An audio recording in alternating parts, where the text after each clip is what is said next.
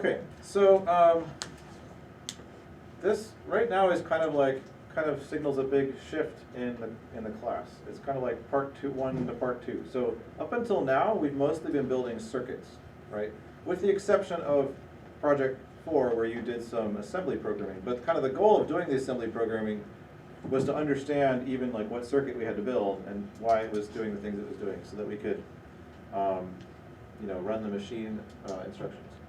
So we're like, once you finish project 5, right? Project 5 is building the actual computer. At that point, there's no more circuits left to build. We've got the hardware. From now on, it's going to be software. So it's going to be programming. So from this point, for the rest of the projects, you can use whatever programming language you want,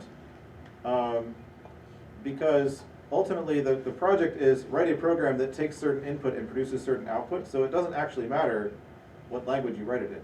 So, probably many of you will choose like Python or Java, but you could use Rust if you know Rust. You could use Haskell. You could use whatever you want to do. Mathematica, probably not a good choice, but I guess all I ask is that if there's some fun, interesting language that you want to use that or something that's not like that maybe I don't know about or I don't know as well, just like send me some instructions of like, oh, here's how you can install this language on your own computer so that I can run your program. I'll probably be able to figure it out, but I think all the examples I'm going to do in class I'll do in Python, and so you're welcome to use that, but you're welcome to use anything else you want. I may mention stuff about Java as well, just like, oh, if you're doing this in Java, here's a gotcha, or here's something you should be aware of. Personally, when I did all the projects over last semester, I did them all in Haskell, just because that's my favorite language and it was fun. But anyway, so yeah, all the projects are going to be you can write in whatever programming language you want, with the exception of there's like I think 2 of the remaining projects where you're actually writing programs in Jack, which is this made-up language that goes with the Hack platform. So basically, because like compiling a full-fledged modern language like Java or something, or Python down to it, that's a big undertaking. So there's this language called Jack, which is basically like a super simple stripped-down version of Java. And our ultimate goal will be to write a compiler that can take programs written in that language and compile them all the way down so that they actually run on the computer that we built. Okay? So just like you wrote some programs in assembly to kind of understand how assembly worked, you're going to write some programs in Jack to kind of understand how that language works, so that you can then compile it. And also, the last project is the operating system, where we'll actually write some Jack code to kind of provide some extra services to other Jack code. So it's like, oh, you don't want to actually have to, implement multiplication yourself every time you need multiplication. So we'll write a little Jack function that does multiplication so that you can then use that in your program. Okay. So where is, let's see, oh yeah. Right, so again, so we have like, oops, I should.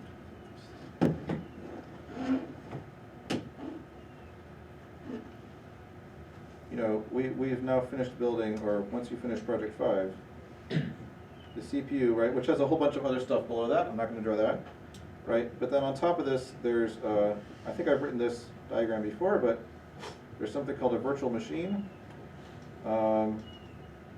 And there's basically a,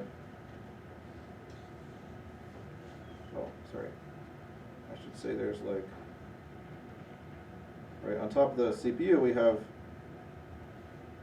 machine language, and then there's assembly, which we've talked about, right? And then there's going to be a virtual machine, and there's going to be this high-level language, and the operating system. So I'm drawing this because I was a little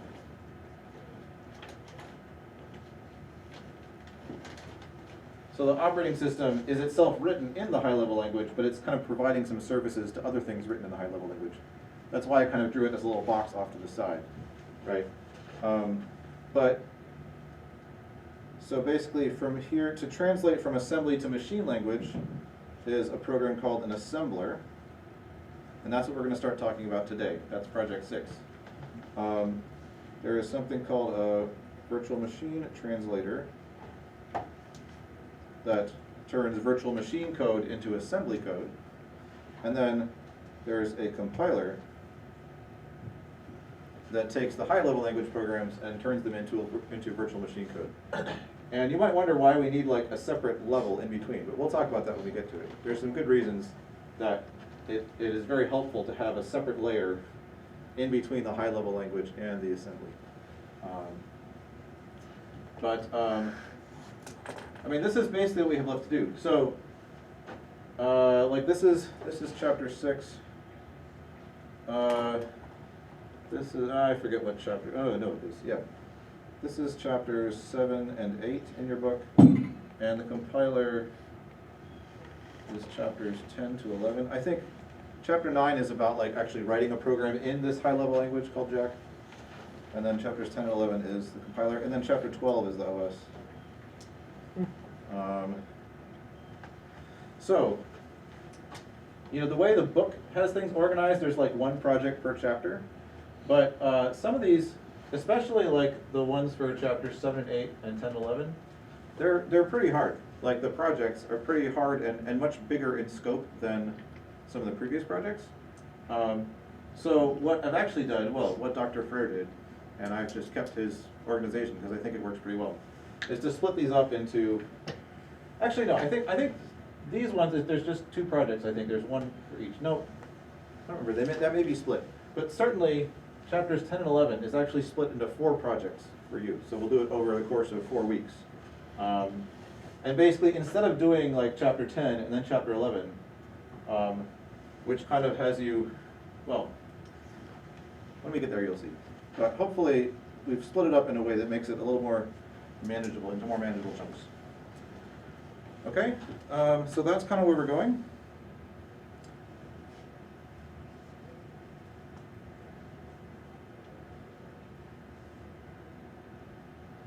Okay, so let's talk about, so today we're going to talk about an assembler. Okay, and you already have sort of an idea of what this is supposed to do, right? Because we know about machine language, we've talked about assembly, written assembly code, we've talked about the relationship between them, and so, right, we need to write a program that actually does that translation, right?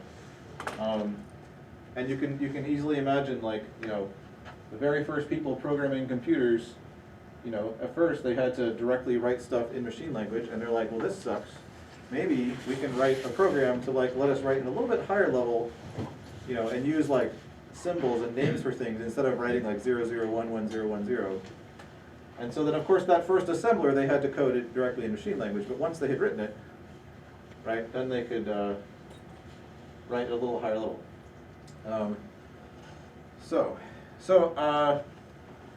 What I want to do today is to kind of go through, I'm actually going to code some stuff for you and walk through a little bit like how we might write an assembler for that fake Turing machine CPU that we built, just to kind of show you some of the things, some of the ways you should approach doing this project.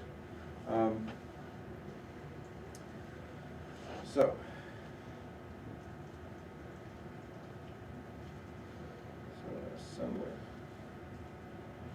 So what does an assembler do? Just as a review, right, it takes, put this up here. It takes a source, you know, assembly language program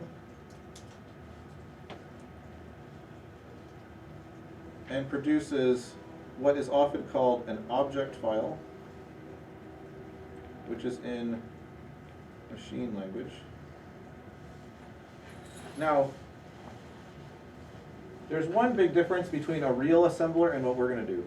Well, no, there's lots of differences actually, but there's one like one that I want to mention now, which is that a real assembler, right? So machine language is, you know, in terms of instructions that are encoded in bits, and so A real assembler is going to literally output, a file full of bits. So if you opened such a file in your editor, it would look like gibberish because, right, there would be some bits that correspond to some instruction, but your editor would try to interpret it as characters. And, I mean, they're not characters, it's just like, maybe there's these 16 bits represent the instruction to like, add the D register to something, but if you try to represent it, if you try to interpret it as characters, it's like, Q exclamation point. Right? I mean, bits are bits. Like there's nothing, if you just look at bits, there's nothing to tell you what they're supposed to represent. You can try to interpret them any way you want. And if you try to interpret them as something they're not supposed to be, you're going to get probably gibberish, right? Yeah, exactly. Is that why you have to use like a hex editor to actually see? Yeah, that's why if you wanted to see, and so maybe I can just show you that. I mean, even the hex editor, if you don't know what you're looking for. So like,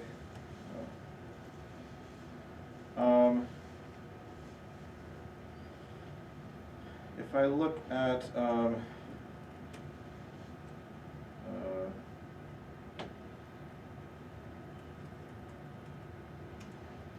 okay, so like, okay, so this is ls. I don't know. Can you guys see that? I think the lights are off. Yeah, it's the windows. Can you guys see that, or is that going to be? I can see the white part. What was that? I can see the white part. You can see the white part? Yeah. I mean, okay, this part, it doesn't really matter if you can see this like super detailed. Yeah, I'm just kind of, so this is just an executable I have. I just picked a random executable, ls, which is just like, lists the files in a directory. It doesn't matter what it does. The point is, it is an executable. That means it's a file that contains machine code, right, that the CPU can directly run. So if I look at it, if I try to edit it, right, this is what it looks like. I mean, like my editor is trying really hard to interpret it as something, but it's not supposed to be characters, it's just like bits, so it just looks like gibberish, right? A lot of them are like control characters, like this like caret at, I mean, it's like, I don't know, some kind of, it's not, it doesn't even correspond to a printable ASCII character. It's like some kind of weird, and if you, okay, so actually there is some text in here, right, which is like maybe some kind of data that it's using to print out error messages or something, but whatever. Anyway, so there's various programs. So I don't know, in Linux there's a program called Hexdump that can actually like print out, the actual content of the file in hexadecimal. So if you're like, no, I don't want to see it as characters, I just want you to tell me like what actual bits are stored in here. And there's different formats you could use. This is kind of an aside. You don't need to do this for the project. It's just interesting, right?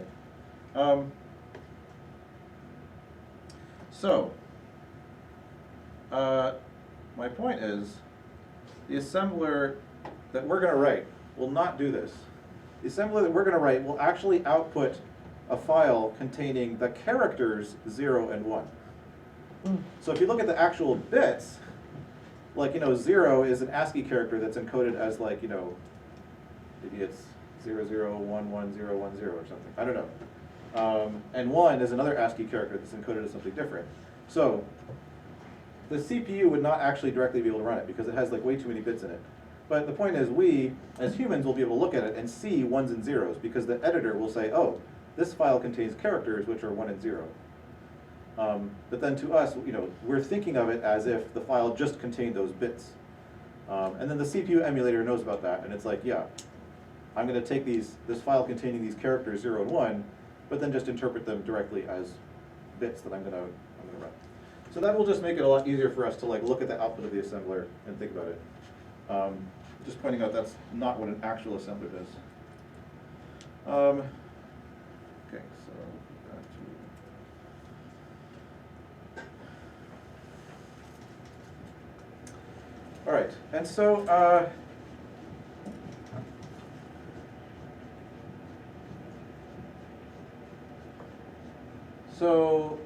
one of the things that that you may run into on these kind of projects So with all the circuit projects, right, you were given like very specific things you were supposed to do, and you were given like some template files that say like, here's all this stuff, you just fill in your code here, right? So it was kind of easy to know how to get started, because you're like, okay, I'm supposed to do these things, so let me look at step one. Okay, open this file that's already there for me. I have to fill in some stuff here, and now I can think about what needs to go there, right? Starting with this project, the project is like, write a program that does a thing. And you're like, you open like a blank editor, and you're like, what do I do, right? It's like, it feels very different to like have a file with some friendly comments and stuff, and then like you just have to fill in something, versus like, just open your editor and start coding. So that's part of what I'm going to show you, is just like, how would you even get started? So since this is a program that's supposed to read in some program and write out a different thing, right? The easiest way to get started is to just make a program that reads in the input and just prints it back out to the output. Now that's not correct, right? But at least it does something. It reads the input and prints out something. And then we can like change it incrementally. So the general principle, I guess, is like, think of the like stupidest, simplest thing it could possibly do that somehow resembles what you're supposed to do, and just start with that. Like, get something that does something, that compiles and does something, and then you're like, okay, what's the next change I can make to get it a little closer to, what it's supposed to do. That's a good way to develop this kind of stuff in general. So, I'm gonna.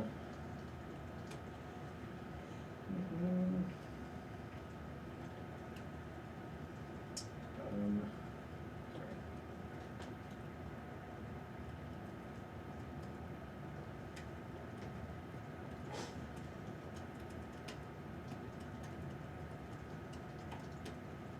I'll make this bigger in a second.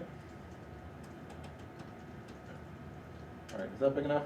Can I see that in the back? So you can see that? Okay. Oh, that's not a Python comment. No.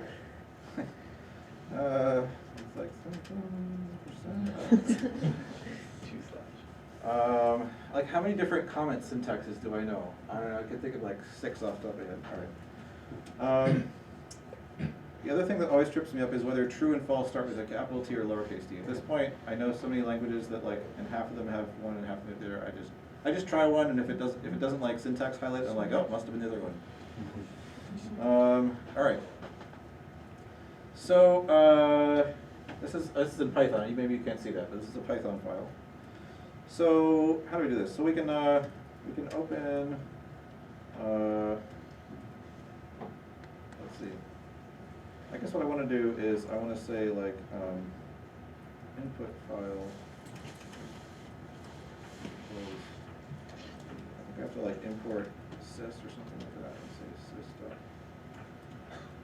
So sys.argv is like this special list in Python that has all the command line arguments to your program, right? So you're going to need to do this because you're supposed to make a program that takes the name of the file you want to assemble as a command line argument, and then it's going to do something in that file. Okay, so I'm going to open input file, and actually, you know what? So, well, this is the simplest way to do it. I'm going to do it directly with like open and close, the open and close functions. There's actually a slightly nicer way to do this if you know about it in Python using like a with construct. I'm just going to do it this way because it's simpler, and it corresponds directly to how you would also do it in probably in other languages. But if you know about the with construct in Python and you want to do that, go for it. So actually, I'm going to call this input file name, because once I open it, I want to call this input file, because that's the actual file. This is just the name of the file. Okay. And then for now, I'm just gonna read in the entire contents of the file as a giant string. So I'll call it source input file dot read. And then let's see.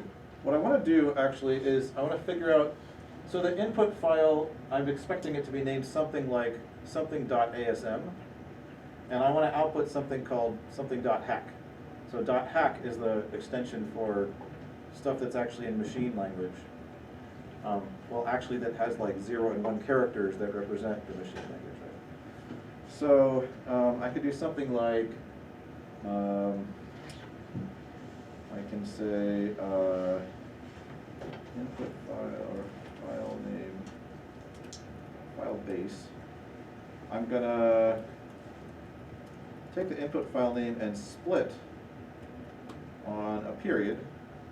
So I'm gonna look for a period in the file name, split it into pieces around that, and then I'm just gonna take component 0, which is the first part before the dot, and then I'll call output file name is file base plus dot hack.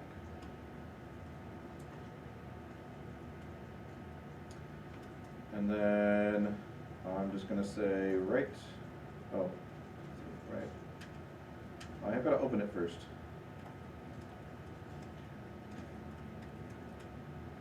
Output file name. I'm gonna open it for writing, and then I'm gonna say, how does this work? I say output file dot write, I think. Source. And I should probably say close input file here. And then I'm also going to do close output file here.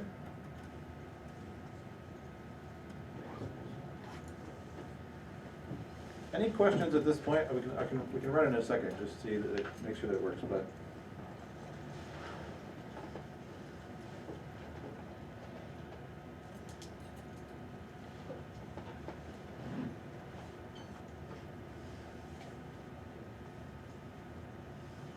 and I will post this code, after class. You can download it, and you'll be very welcome to use this kind of as a starting template if you wish, if you want to do the project with Python. Because I don't. Yes, you should know how to do this in theory, but I'm not assessing whether you can do this part. The part I care about is actually thinking about translating assembly into machine code. So, all right. One thing to note at this point is that, you might say, oh, well, what if the input file name doesn't have a dot? Or what if it's got multiple dots? Or what if the input file didn't exist? Or, there's a bunch of things already that could go wrong, right? So if we were creating a real assembler, then absolutely we have to deal with all those things and give nice error messages and stuff, because, otherwise, no one wants to use a program that's like, when anything goes wrong, it's just like, no, crash, no. It's like, oh, perhaps you want to make sure that the input file actually exists, or whatever. Okay, but for this project, we don't care, right? We're not, the point is not to write an industrial strength assembler. The point is just to learn about how the assembling actually works. So, if you feel so inspired to put some error handling into your project, go for it. Great, fine, but I'm not actually going to look at it, and I don't care. Okay, so you can just assume that everything is perfect and fine, and just, if it works, in that case, then great. We're not going to worry about error handling. All right, so let's run this. So probably what I should do, actually, just so you all can read it.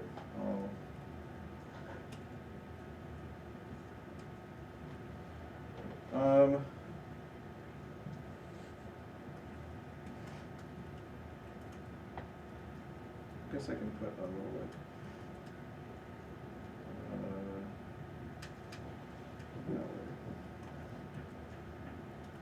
and then 3 assembler.py.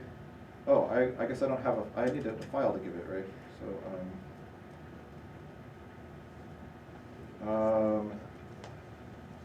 I need to make a little Can you give it itself? yeah, I could. That's a good idea. Sure. Python 3 assembler.py. Right, so I'm running it. So Python 3, I'm running it and I'm saying, run this Python file, and then as the first command line argument to that program, give it the file assembler.py.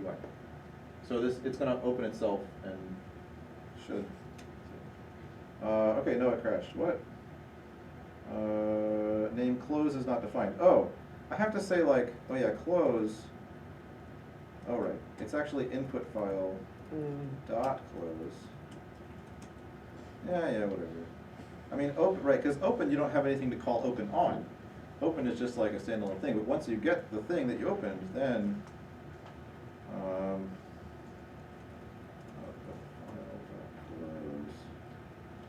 okay, let's try that. All right, it ran. Let's see. There is now a file called assembler.hack. Yes. And if we look at it, actually I can use say diff assembler.hack, assembler.py. They are identical. There is no difference between them. Okay, good. So we have now successfully written a program to copy a file to a different file. But I mean, hey, that's progress, right? That's the first step. Any questions at this point? Just about Python or? Yeah, Zach. Does it matter what language we write this in? Nope. Okay. Whatever language you want. If you choose something weird, let me know so I can,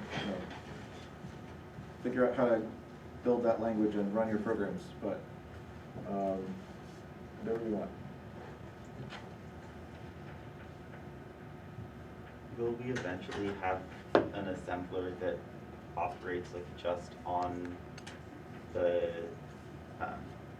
on the platform of the computer that we're building, or no, is that too much for the memory that we have access to?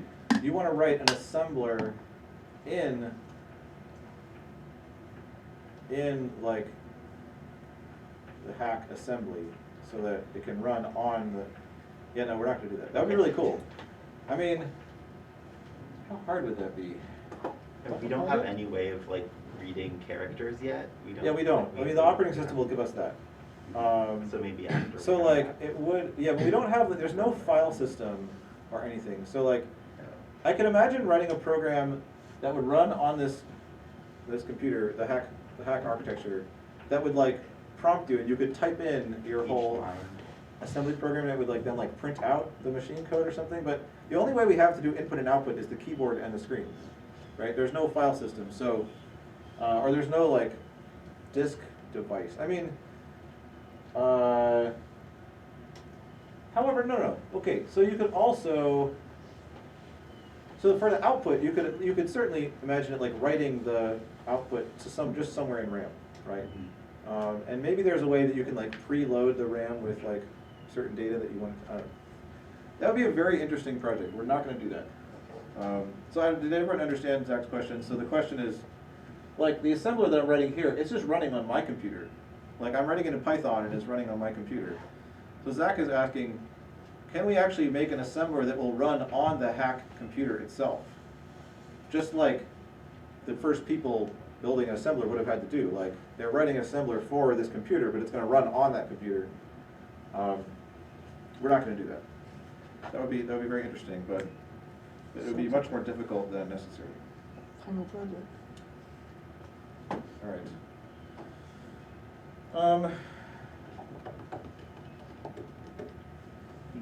Yeah, let me just make this a little bit, so if we say like, is that where it is? Just in Python. And then I can say something like if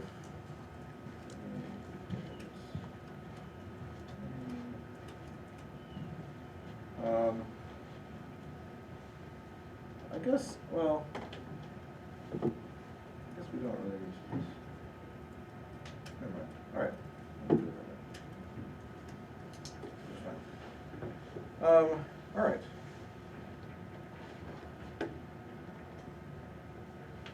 So, what is it actually supposed to do? It's not actually supposed to just copy the input to the output. What it's supposed to do is read in an assembly program line by line, right? And the nice thing, remember, about the relationship between assembly and machine language is that they correspond like one for one, line for line, right? So assembly language is really just like some convenient shorthand notation for the machine language. So every line of assembly gives us exactly one line of machine code. So that's nice. That means this is gonna be much simpler than it would otherwise be, much simpler than our compiler is gonna be. Because we can just read in the, each line by itself and like decide what to do with it and output something and then go on to the next line. Daniel? Do we have to worry about comments? Yes, we do have to worry about comments. We'll get to that in just a minute. Yeah, so actually what I said is kind of a lie already, right? Because we can't just read each line and do something with that line, because maybe the line is blank, or maybe it's a comment. So we have to like go through the lines of the file and be like, okay, is this actually an assembly language instruction or not? And if it is, then we output some machine code. And if it's not, we ignore it. Yes. So that means we'll have to parse out all the single line and multi-line comments? I don't think there's any multi-line comments. Okay. Just single line, which is pretty easy. You can just look for a / and just ignore everything after it. Yeah, we'll do that right now in just a second. Yeah, Zach. And with things like the, we have kind of like the standard set of instructions. Yeah. Should we just like be creating like a dictionary or a map to hold all those and? Yeah, that's a good know idea. what their So values should be? we'll see an example of that in just a second. But yes, using some dictionaries or maps or something is a good way to organize things. All right, so let's. I'm going to make a. I call it like example.tm. So remember, we're going to write. At least start writing an assembler for our, like, the Turing machine CPU that we made last week, right? So, and remember there were like, how did this work? There were,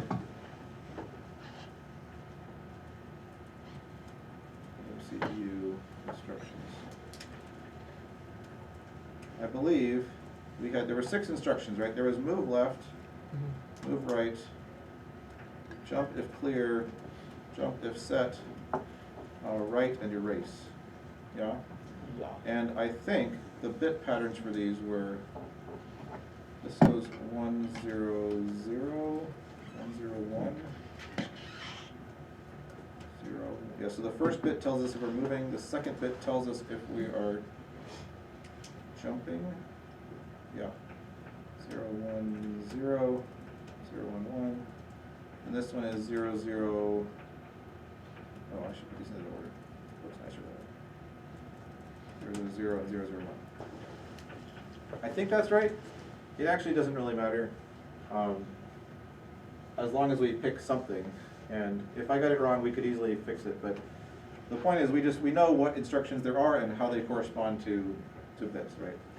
So I'm gonna make a little example thing here that's like,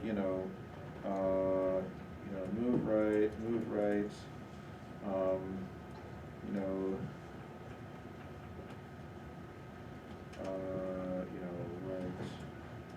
move left, jump to clear, I don't know.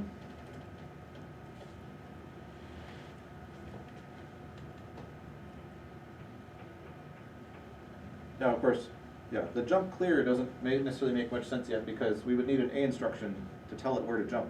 But there's something in the A register, so I mean this works. It does something. So we'll go with this for now, and we'll come back to that later.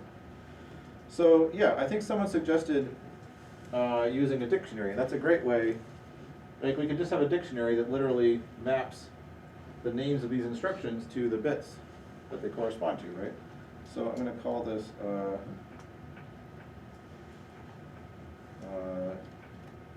Mr. Dict, or just call it insters. And it's right. How does the syntax work for this again? Oh yeah, it's a colon, right? Yeah.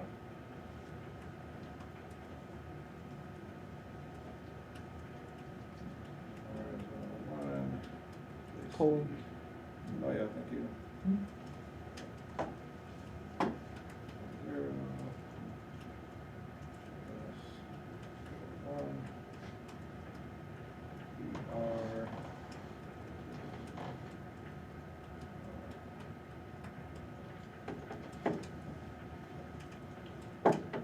Right, and like, so, notice I'm storing these actually as strings, not as numbers.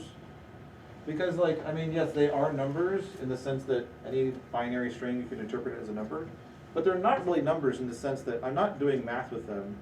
I'm not thinking of them as numbers, right? They're just patterns of bits.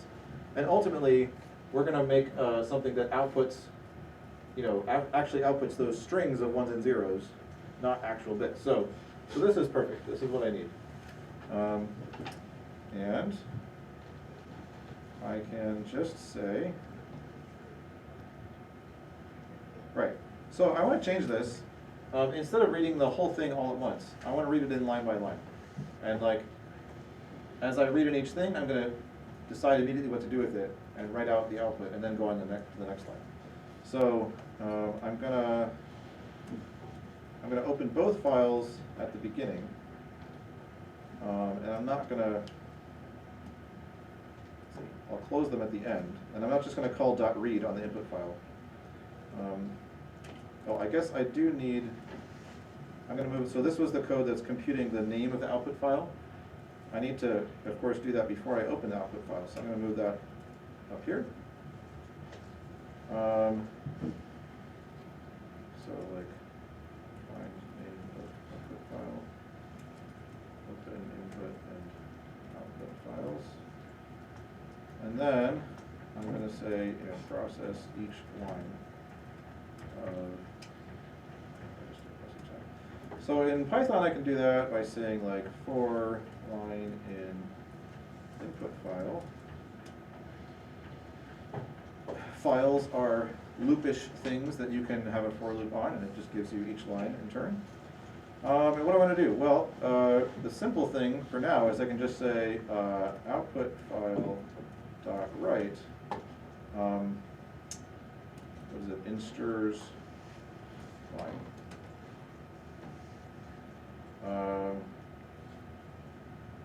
And I might need a new line. I don't know. Let's just try it. So we'll try this.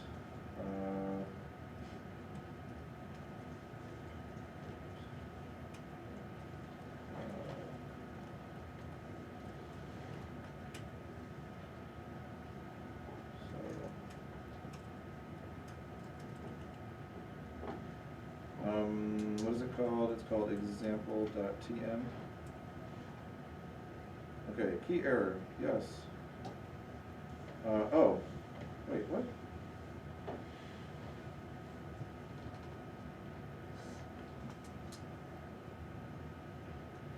It's actually trying to read in itself again.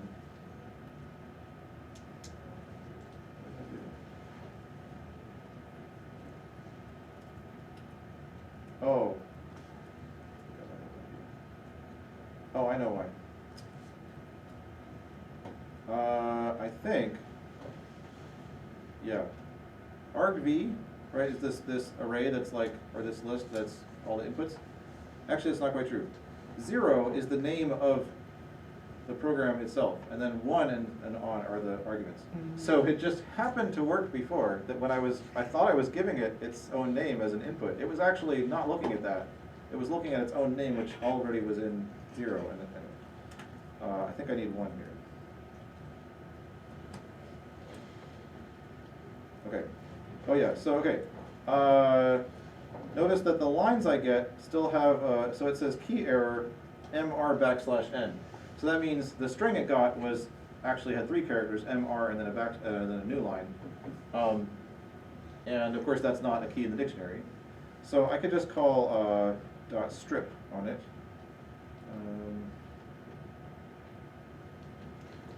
Say line.strip, which will strip away any spaces at the beginning or end, which is perfect. So even if we have extra spaces in there, it won't matter. So let's try this.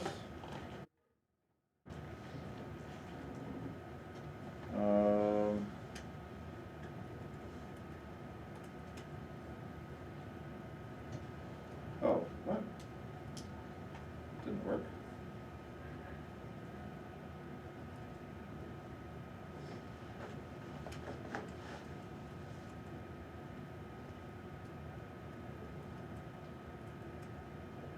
Oh no, it's there. Okay.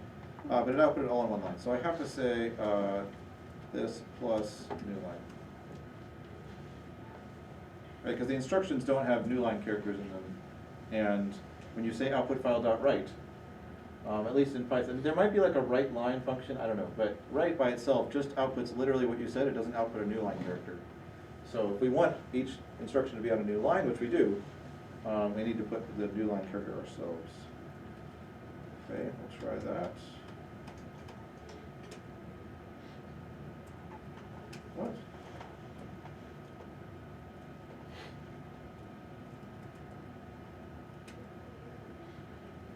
I don't know what just happened. Is it because it's two MRs at the beginning? No, it should be okay. I think I just typed something wrong. Yeah, so that worked. Right, I had two MRs, each of them output 101. It looks like that's working fine. Okay.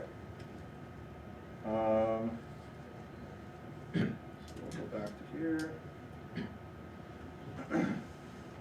Let's make it a little bit better. So right now, if we had, it wouldn't work if we had any blank lines or comments in there, right? So let's fix that.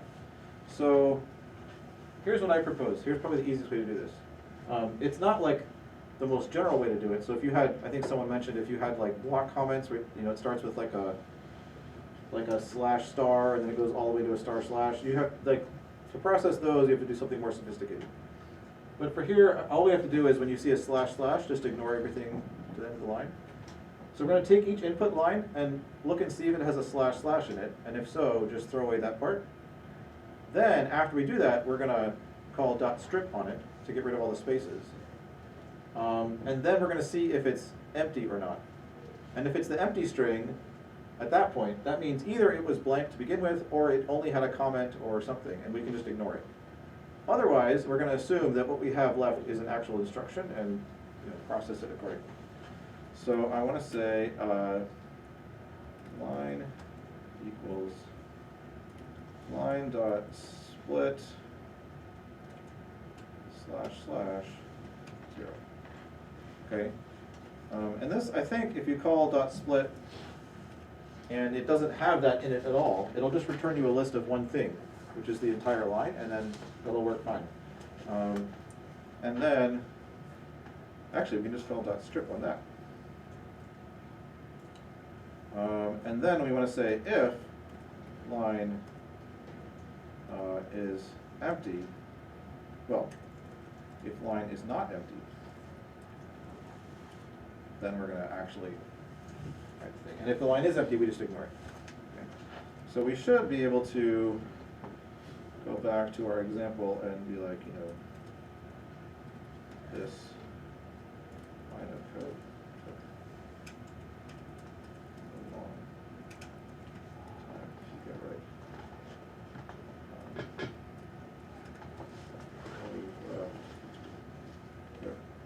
So this should output something like that. So hopefully this should work. So if I go back to the shell, I run the assembler on the example. Okay, it didn't crash. And we can look at the resulting hack file. It looks the same as it did before. So it's actually ignoring all those blank lines of comments and stuff. Great success.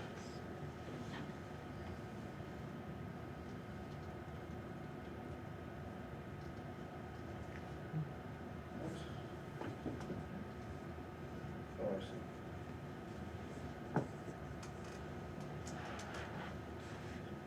Okay, there we go.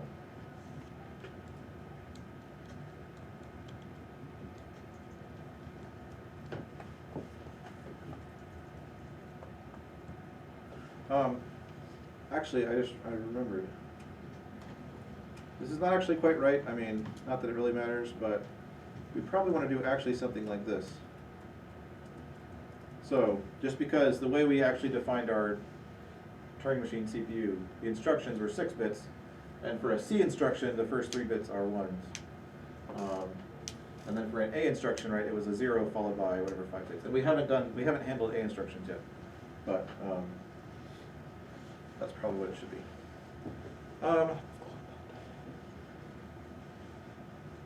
So let me talk a little bit about, you know, how similar your assembler is going to look to this. So what you could do, you could list all the possible instructions and just have the bit pattern for each in a giant dictionary. I don't recommend that. I haven't actually worked out how many different possible instructions there are. It's a lot. I mean, it's not.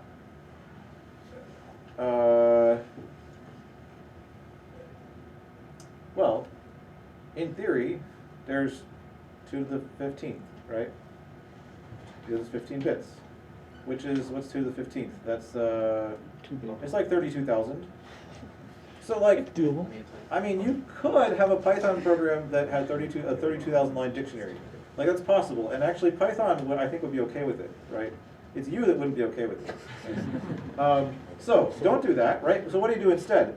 Well, the instructions for hack are a little more, they're built out of pieces that you can kind of process independently, right? So for example, you know, if the instruction has a semicolon in it, that means there's like a jump part that comes after the semicolon, right? So you can use like .split if you're doing the Python to look for a semicolon and see, is there a semicolon? If so, let me get the part after the semicolon. And then that can be one of 8 things, right? It's like JMP or JGE or JGT or whatever, right? And each of those corresponds to a certain 3-bit pattern that goes in the J bits. And so that you could have a dictionary for, right? And it's just like an 8-thing dictionary that's like, let's just get this part of the instruction, look up that in the dictionary, and that tells me the 3 bits that should go in that part of the output. Right, and so you're like building up the bits of the output in some pieces because, you know, they do correspond to, like, there's the A bit, there's the C bit, right? So probably, and like for the C bits, you know, there's different ways you could do that. You could have a big dictionary that's just got all the possible operations. You could try to, you know, process that, because it like what if it has like, you know, M plus D versus A plus D? Actually, the C bits are the same. It's doing a plus operation. The thing that's different is the A bit. So you could have like one giant dictionary with 7 bits, the A bits and the A bit and the C bits, or you could like look for M and turn it into an A first, and then look that up in a dictionary, and then have the A bit separate. There's different ways you could break it up, right? But you should think about how to output the different pieces of the instruction kind of separately, which we're not doing here because this language isn't that complicated. All right, so we did the comments. Hold on, next page.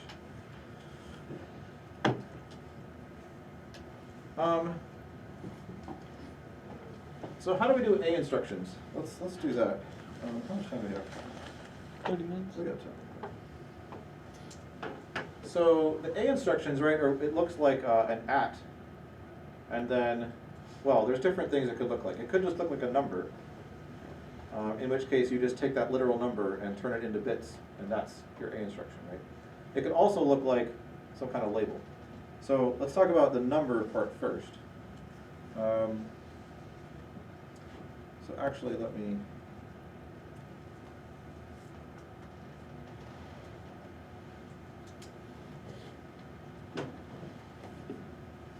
switch back to here.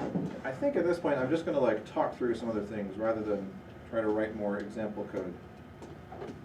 So I think this is, I don't want to like just write the whole thing for you, and I think it'll be more helpful this way anyway. So, let's see. And then what about A instructions?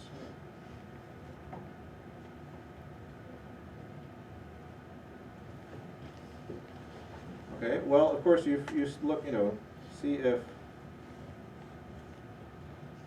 you know, char 0 is at, and then if the part after the at is all digits, or I'll just say is digits.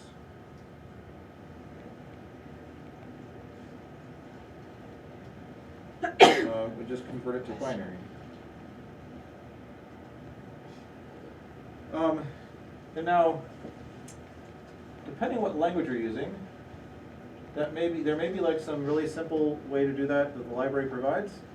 Well, so, okay, what does this mean? I mean, of course, if you have a number in your program, like it already is represented in binary.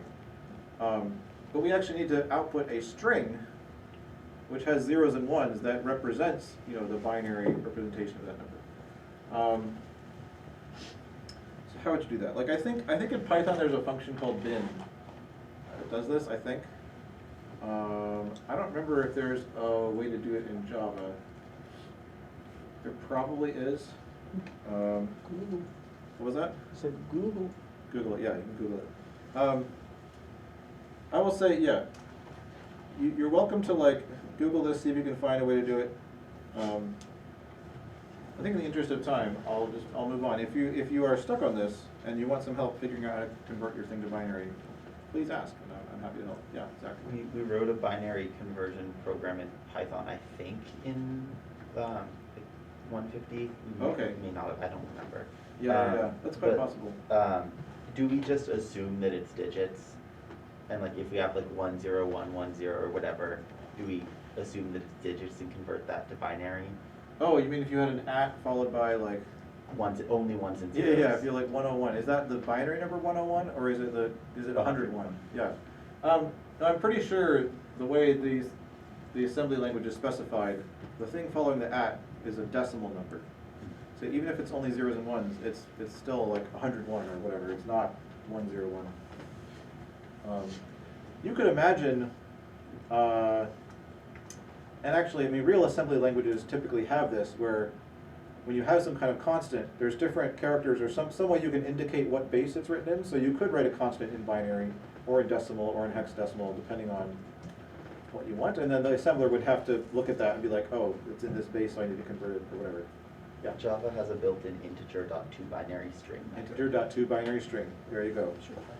So Python, it's been in Java, integer.to binary string. Okay, good to know. Okay, so so that's easy. Like you convert it to a binary string, then you just output 0 plus that thing. You have to be a little bit careful because you have to make sure it's 16 bits long, even if the number is like 5 and the binary string you get is 101. Right? You've got to put a bunch of zeros in there. You've got to put the right number of zeros in, but you can figure that out. So what about when the @ symbol is not a number? Okay. So this is actually one of the most interesting parts of this project, and we're going to spend the rest of the class talking about this because if you recall, right, the way the assembly worked when you were writing your assembly programs, like you could put things like labels in parentheses. You could say like parentheses loop, and then later you could say @ loop, and it would know to jump to there, right? How does that actually work? So that was something the assembler was doing for you actually, right? So as it's reading through the program and it sees the label loop, it has to remember, oh, loop is on line 23, or it's like instruction number 23. And so anytime later when you see @ loop, it says, loop is 23, so I'm going to treat this as if it said @ 23.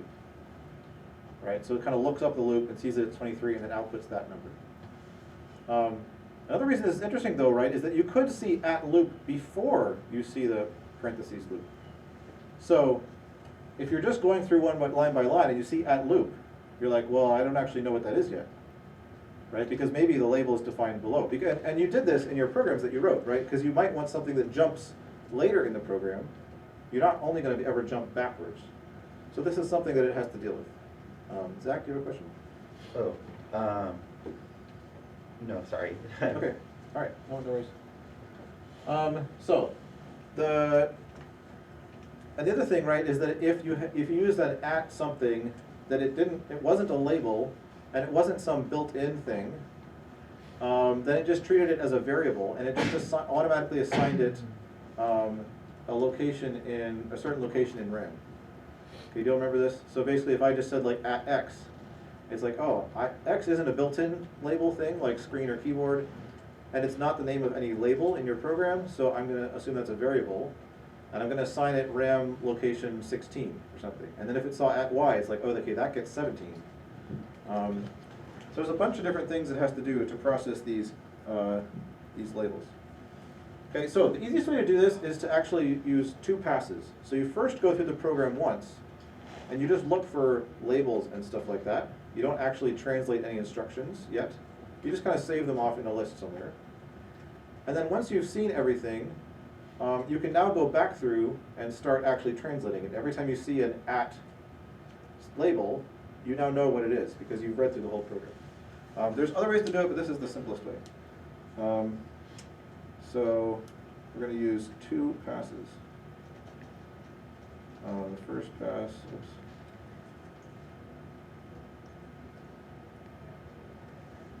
Figures out labels and variables, etc. And the second pass outputs code. Yeah, sorry. When we're going through and doing this, do we have to, like on our first pass, do we have to handle comments then so that we know how many lines of actual instructions Yes. we're going to You do, have? right? Okay. Yeah, yep. Yeah, because when you see a label on that first pass through your code, when you get to a label, you want to know what line it is. And the way you do that, right, is you have some variable that's counting the number of lines of code that you've seen so far. And so yes, you have to be processing comments and stuff, and you don't increment your counter if it was just a comment or a blank line, right?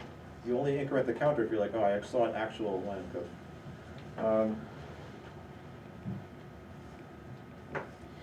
Okay, so in more detail, the first pass is going to build something called a symbol table.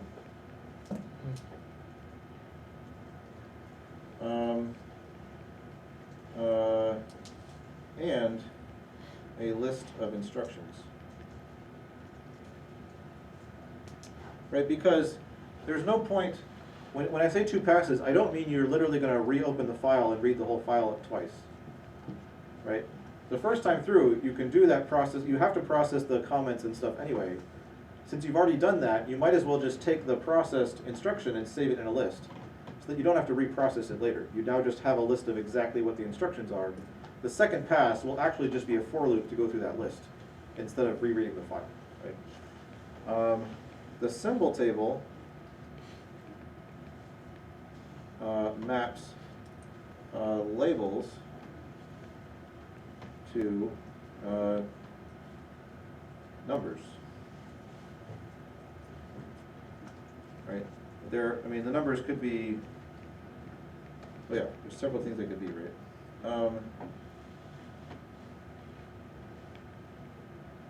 And so, when you see, if you see like a label like this in parentheses, then you store label to the current line number in the symbol table. I shouldn't say current line number, I should say current instruction number in the symbol table. Right, so you have this counter that's like current instruction. Every time you see an instruction, you increment it. So when you get to a label, you know where you are, and you just save it in the symbol table.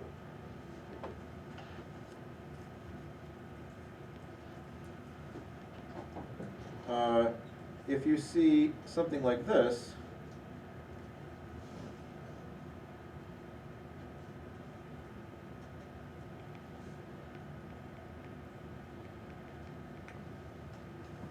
what should we do? Well, there's a few different cases here. So when you see an at label, what could it be? There's actually kind of three things it could be.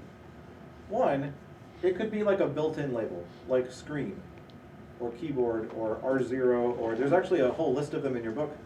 There's like this, that, arg, pointer, there's like a bunch of them, and we'll learn, some of them we'll learn what they are later, but some of them we've already seen, like screen, right? It's just this built-in thing, because it would be annoying to have to write at 24,000, or whatever, every time you want to access a screen. So it's just like a service the assembler is providing. It says, I know there's a special thing called screen, and you can use that, and then I'll replace it with the right number. Okay, so it could be that. It could be the label, it could be like a, you know, something that actually corresponds to a label somewhere in your program, right? So it's like one of these things. Or if it's neither of those, it's just a variable. Okay. So the best thing to do, let me think about this for a second.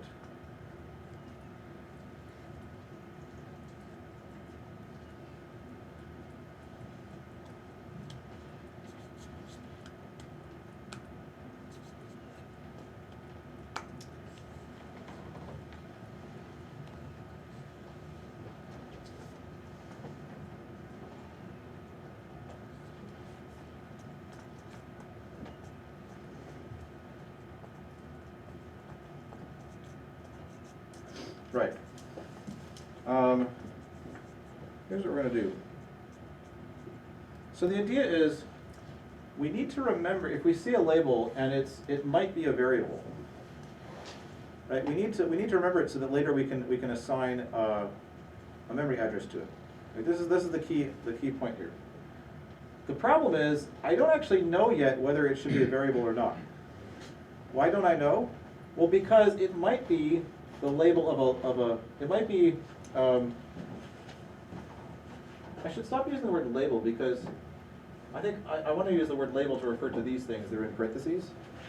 So I'll just call this, I'll call it symbol. Right, so a symbol could be a built-in constant, it could be a label, or it could be a variable. Okay, so when we see a symbol, it might be a variable, but it might be a label, because the label might come later in the program, and I haven't seen it yet. Okay? So I need to remember it, that I saw this name that might be a variable. And then later I'm going to figure out if it actually was a variable or not. So we're just going to save it, or if we've already seen it, if it's already in the symbol table, then we can just ignore it, because we already know what it is. So if it's already in the symbol table,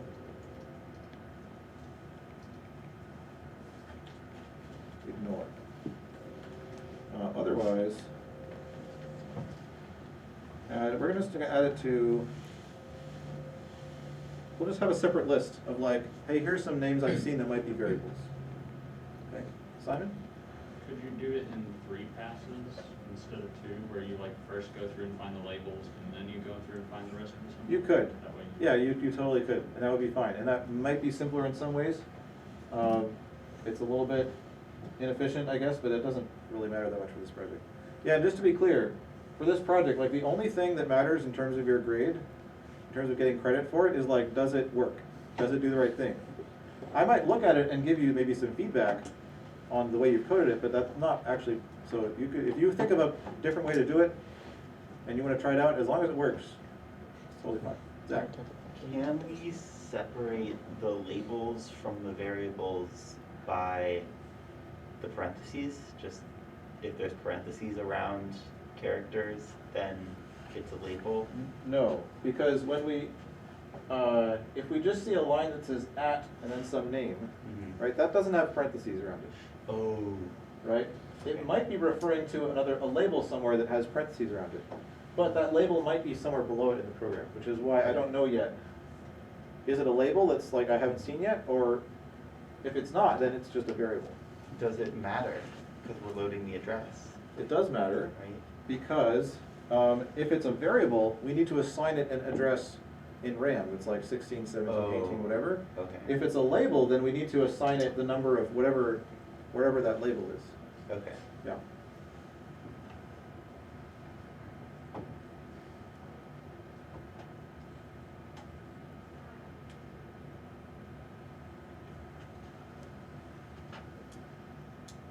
Okay.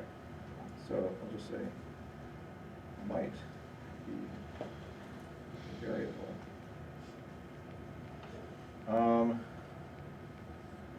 Okay, and then on the second pass, or like before the second pass, then, so after the first pass, for each symbol in the list, so this list here that we just added stuff to, right, these are all the things that might be variables. So if it is in the symbol table, so why, just to make sure, see if you're listening, or if you're following, why would something I added to this list end up in this, how would it end up in the symbol table at this point? So I added something to the list because I thought it might be a variable, but by the time, after I finish the first pass and I start going through them, I find out it is in the symbol table now. How did that happen? If we saw the label later. Exactly, if it actually turned out to be a label that came later in the program, right? Because when we see a label, we stick it in the symbol table and say, oh, I know what this is now. It's line number 46. Okay? So if it is in the symbol table, ignore it. You know, it was a label. Otherwise, you know, add it to the symbol table.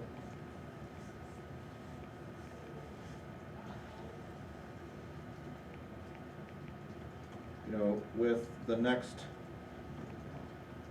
available RAM address.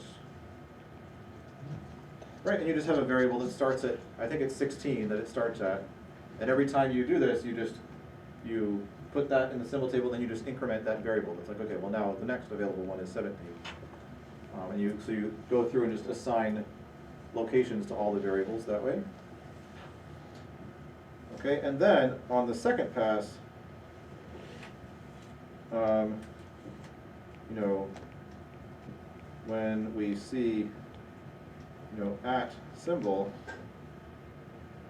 we just look it up in the symbol table. Because now we know what everything is, and we've assigned them all values, right? And if we see a label, we just ignore it, because we already know what all the labels are. They don't actually generate code; they're just like a marker to, you know, for that part of the code. And of course, if we see an instruction, we should output, you know, the bits for that instruction, correct? So, and then output obviously bits for instructions. I guess the one thing I didn't say that I should have said, right? How do we deal with the? Because there's some symbols that are built in, like screen, keyboard, right? Anyone have an idea how we deal with that? Preloaded into the symbol table. What was that? Preloaded into the Yeah, symbol we just table? preload them all in the symbol table. So when we start, the symbol table already has things like screen, keyboard, R0, all those already in it. So when we see those, we're like, oh, it's in the symbol table, I already know what that is, so preload symbol table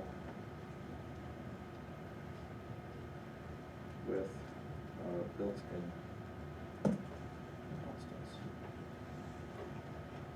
You know, like screen, keyboard, etc. Okay. So, there you go. It's kind of intricate logic, and so which is why I'm happy to go over it like this. You obviously have to actually translate it into real code, but hopefully this gives you a good start. It's intricate logic, but it's important, and it's what makes the assembler so useful. It's the main thing that makes it useful, right? Imagine if we didn't have this.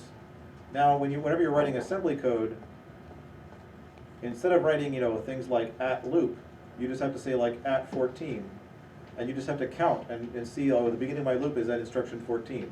And God help you if you want to insert any more instructions in there, because now all the numbers in your program have changed, because they're all now offset by 1. And you have to go through and change them all, right? But the assembler is doing that for you, so you can edit it however you like. The labels move around, but the way the assembler looks at it, it's like, all right, I'm going to figure out what they are now. Also, you don't have to keep track yourself of like, okay, you know, my variable y is in like memory location 18, so I have to put at 18 every time I want that. You just use name, and it's just like, yeah, no problem, I'll just assign those memory locations for you. Alright. So, I definitely suggest, right, when you're doing this project, first, I would say first, get the assembler to work without doing this stuff. Just figure out how to translate the instructions first, and you can just try some example programs that don't have any of the labels and stuff. And I think actually your book or the materials for the project has such assembly programs for you to test it on first that don't use any labels or anything like that. And once you get that to work, then you can go through and add this stuff to add the labels and things like that. All right. Cool. See you all on Thursday.